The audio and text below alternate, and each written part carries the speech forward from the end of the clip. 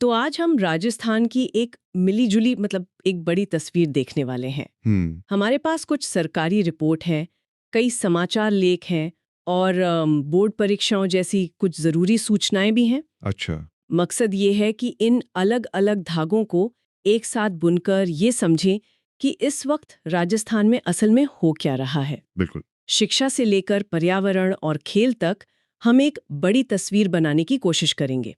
तो चलिए इस पर एक गहरी नजर डालते हैं। और ये वाकई दिलचस्प होने वाला है क्योंकि ये स्रोत हमें एक ही सिक्के के दो पहलू दिखाते हैं। कैसे? मतलब एक तरफ सरकार की बड़ी-बड़ी योजनाएं और नीतियां हैं और दूसरी तरफ जमीनी हकीकत, लोगों की उम्मीदें और उनकी चुनौतियां। हाँ, आज हम यही देखेंगे कि ये दोनों पहलू एक दूसरे से कैसे टकराते हैं और कैसे एक दूसरे को आकार देते हैं। चलिए शुरुआत करते हैं उस विषय से जो किसी भी प्रदेश के भविष्य की नींव होता है, शिक्षा। हम्म। हमारे पास एक रिपोर्ट है जिसके अनुसार राजस्थान सरकार ने 2025 में अति पिछड़ा वर्ग यानी एमबीसी समुदाय के छात्रों की शिक्षा पर 248 करोड़ रुपए से ज्यादा खर्च किए हैं। ये बहुत बड़ी रकम है। बहुत बड़ी। और ये पैसा मतलब सिर्फ एक जगह नहीं जा रहा, इसमें एक सोची समझी रणनीति दिखती है। अच्छा। हाँ, ये सिर्फ छात्रों को स्कॉलरशिप देने तक सीमित नहीं है।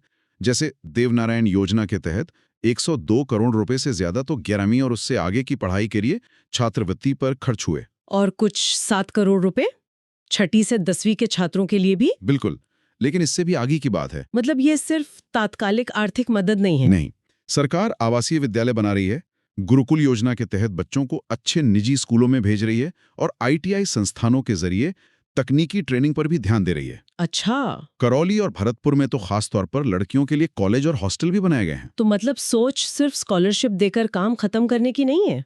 दीन सोच एक पूरा माहौल, एक इकोसिस्टम तैयार करने की है, जहां ये छात्र आगे बढ़ सकें। ये एक पीढ़ीगत बदलाव लाने की कोशिश है।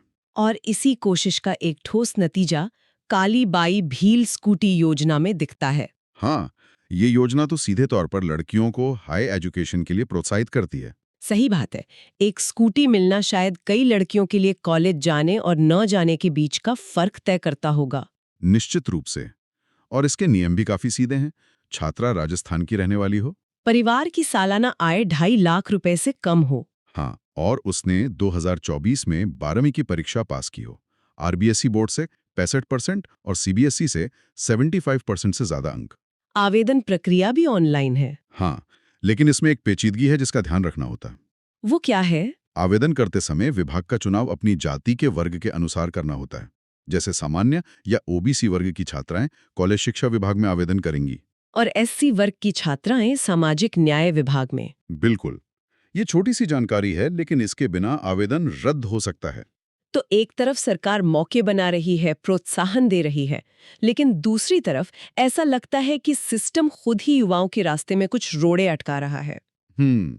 हम बात कर रहे हैं राजस्थान प्रशासनिक सेवा यानी आरएएस परीक्षा से जुड़े विवाद की।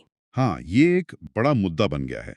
आरएएस मीन्स 2025 की परीक्षा शुरू हो गई है, लेकिन हजारों छात्र इसका विरोध कर रहे हैं। और उनकी मांग बहुत सीधी है। बिल्कुल सीधी।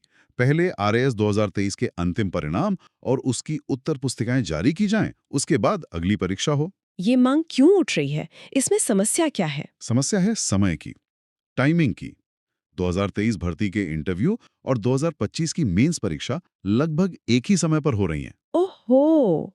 अब आप सोचिए, जो उम्मीदवार 2023 के इंटरव्यू की तैयारी कर रहा है, वो पूरी तरह से 2025 की लिखित परीक्षा पर कैसे ध्यान दे सकता है? सही बात है। ये एक बहुत जरूरी सवाल है। ऑपरेशन सिंदूर सीमा पर सेना का कोई अभ्यास या कोई विशेष तैनाती हो सकती है। अच्छा। और जब भी सीमावर्ती जिलों जैसे जैसलमेर या बाड़मेर में ऐसी कोई सैन्य गतिविधि होती है, तो सुरक्षा कारणों से अक्सर उन इलाकों में इंटरनेट सेवाएं बंद कर दी जाती हैं। या बहुत धीमी हो जाती होंगी। हाँ, लोगों की आवाजाही पर भी असर पड़ता है।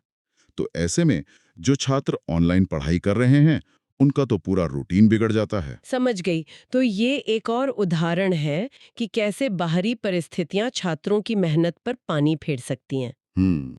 और इन सब तनावों के बीच लाखों छात्रों के लिए बोर्ड परीक्षाओं की तारीखें भी आ गई हैं। हाँ, माध्यमिक शिक्षा बोर्ड अजमेर ने 2026 के लिए पूरा टाइम टेबल जारी कर दिया है। 10वीं की परीक्षाएं 12 फरवरी से 28 फरवरी तक। और 12वीं की परीक्षाएं 12 फरवरी से 10 मार्च तक चलेंगी। हाँ, तो ये समय राजस्थान के युवाओं के लिए उम्मीदों और अनिश्चितताओं दोनों से भरा हुआ है। ये जो धक्का मुक्की वाली स्थिति है, ये सिर्फ शिक्षा में नहीं है। जब हम पर्यावरण के मोर्चे पर देखते हैं, तो वहां भी सरकारी नीतियों और जमीनी हकीकत के बीच एक अजीब सी खींचतान नजर आती है। बिल्कुल। पहले अच्छी खबर की बात करते हैं। ओरन भूमि। ओरन यानी वो पवित्र वन भूमि जिन्हें सदियों से स्थानीय समुदाय किसी देवता के नाम पर संरक्षित करते आए हैं। ये सिर्फ जंगल नहीं है। नहीं, ये आस्था के केंद्र हैं, जैव विविधता के गढ़ हैं। राजस्थान में करीब 25,000 ऐसे ओरण हैं। 25,000? हाँ, जो 6 लाख हेक्टेयर से भी ज्यादा जमीन पर फैले हैं। और अब सरकार ने इन्हें आधिकारिक तौर पर वन का दर्जा देने की प्रक्रिया शुरू कर दी है। इस आधिकारिक दर्जे की जरूरत क्यों पड़ी? मतलब क्या ये पहले से सुरक्षित नहीं थे? यही तो सबसे बड़ा पेच था। कागजों पर ये सुरक्षित नहीं थे। अच्छा। दिसंबर 2024 में सुप्रीम कोर्ट का एक फैसला आया, जिसके बाद ये कदम उठाया जा रहा है। इससे पहले राजस्थान की 2023 की वन नीति में इन्हें सामान्य सामुदायिक भूमि माना जाता था। जिसका मतलब था कि इन पर अतिक्रमण हो सकता था। हाँ, या इन्हें व्यावसायिक गतिविधियों के लिए इस्तेमाल किया जा सकता था। अब इन्हें वन्य जीव संरक्षण अधिनियम 1972 के तहत सामुदायिक रिजर्व का दर्जा मिलेगा, जो इन्हें एक तरह का कानूनी कवच देगा। बिल्कुल। ये तो वाकई एक बड़ी जीत है, खासकर उन समुदायों के लिए जो पीढ़ियों से इन जंगलों को बचाते आ रहे हैं। लेकिन यहीं पर एक गहरा विरोधाभास सामने आता है, जहां एक तरफ समुदाय द्वारा बचाए गए जंगलों को कानूनी मान्यता मिल रही है, वहीं खुद राज्य के प्रतीक राज्यवृक्ष खेजड़ी पर एक अभूतपूर्व संकट मंडरा रहा है। और ये संकट छोटा मोटा नहीं है। विधायक रविंद्र सिंह भाटी ने विधानसभा में जो आंकड़े रखे हैं वे चौंकाने वाले हैं। उन्होंने क्या कहा? उन्होंने दावा किया कि पश्चिमी राजस्थान में लगभग 50 लाख खेजड़ी के पेड़ काटने की तैयारी चल रही है। 50 लाख? 50 लाख, ये संख्या कल्पना से भी परे है। और उन्होंने ये भी बताया कि पिछले 15 सालों में जोधपुर, जैसलमेर, बीकानेर और बाड़मेर जैसे जिलों में 26 लाख से ज्यादा खेजड़ी के पेड़ पहले ही काटे जा चुके हैं। हाँ, ये हो क्या रहा है? खेजड़ी को मरुस्थल की जीवन रेखा है। बिल्कुल। खेजड़ी सिर्फ एक पेड़ नहीं है, ये राजस्थान की पहचान है। इसकी जड़ें जमीन में बहुत गहराई तक जाकर पानी खींचती हैं और मिट्टी के कटाव को रोकती हैं। तो इसे काटना मतलब मरुस्थलीकरण को सीधा निमंत्रण देना है। सीधा निमंत्रण। और चिंता की बात यह है कि ये संकट सिर्फ खेजड़ी तक सीमित नहीं है। मतलब? विधायक ने बताया कि राजस्थान के तीनों राज्य प्रतीक, राज्य वृक्ष यानी खेजड़ी, राज्य पशु ऊंट और राज्य पक्षी ग्रेट इंडियन बस्टर्ड, तीनों ही विलुप्त होने के खतरे का सामना कर रहे हैं। ओहो। ये सिर्फ कुछ पेड़ों के कटने का मामला नहीं है, ये एक बहुत बड़ी पारिस्थितिक चेतावनी है। ये वाकई चिंता की बात है और ये दिखाता है कि राज्य अपनी पहचान के एक संकट से जूझ रहा है। लेकिन पहचान सिर्फ पेड़ों और पक्षियों से नहीं बनती, लोगों की साझा उपलब्धियों से भी बनती है। सही कहा। और इसी मोर्चे पर खेल के मैदान से एक ऐसी खबर आई है जिसने पूरे प्रदेश को गौरवान्वित किया है। हम बात कर रहे हैं संतोष ट्रॉफी में राजस्थान की फुटबॉल टीम के प्रदर्शन की। हाँ, टीम ने 55 साल के लंबे इंतजार के बाद इस प्रतिष्ठित टूर्नामेंट के क्वार्टर फाइनल में जगह बनाई। 55 साल? हाँ, हालांकि वो रेलवे से 0-2 से हार गए, लेकिन वहां तक पहुंचना ही अपने आप में एक ऐतिहासिक उपलब्धि है। 55 साल, ये तो आधी सदी से भी ज्यादा का इंतजार है। 1971 के बाद पहली बार टीम क्वार्टर फाइनल में पहुंची। बिल्कुल, ये तो अपने आप में एक कहानी है। टीम के ज्यादातर खिलाड़ियों के तो शायद माता पिता भी तब पैदा नहीं हुए होंगे। सही कहा। और इस सफर में कुछ खिलाड़ियों का प्रदर्शन तो बहुत ही शानदार रहा। हाँ, मिलन पुनिया, ईशान राजौरिया, विशाल और अल्ताफ जैसे खिलाड़ियों ने सबका ध्यान अपनी ओर खींचा।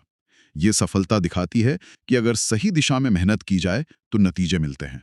और ये सफलता सिर्फ एक टीम तक सीमित नहीं है, मतलब जमीनी स्तर पर भी प्रतिभाएं उभर रही हैं। हाँ, राजस्थान की एक युवा खिलाड़ी मुन्नी का चयन भारतीय अंडर 19 महिला फुटबॉल टीम में हुआ है। अरे वाह! वो नेपाल में होने वाली साफ U19 चैंपियनशिप में देश का प्रतिनिधित्व करेंगी। ये शानदार है। सोचिए उस लड़की और उसके परिवार के लिए ये कितना बड़ा पल होगा।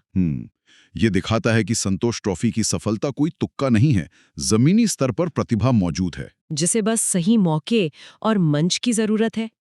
और ये उन हजारों लड़के लड़कियों के लिए प्रेरणा है जो छोटे शहरों और गांवों में बड़े सपने देखते हैं। बिल्कुल।